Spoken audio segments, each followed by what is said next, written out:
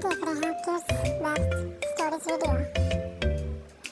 और अगर आप इस चैनल पर नए हैं तो इस वीडियो को लाइक और हमारे इस चैनल को सब्सक्राइब कीजिएगा। तो चले बढ़ते हैं वीडियो की तरफ।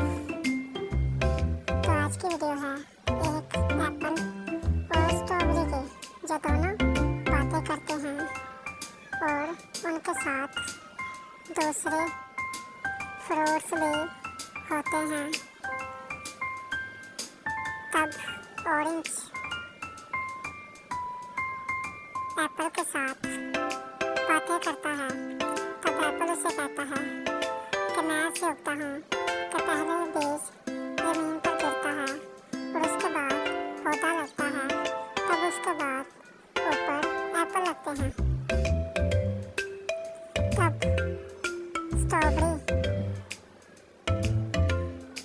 भी कुछ कहती है। तब सेब, एप्पल, वो दोनों आपस में बातें करते हैं। हुर्रे!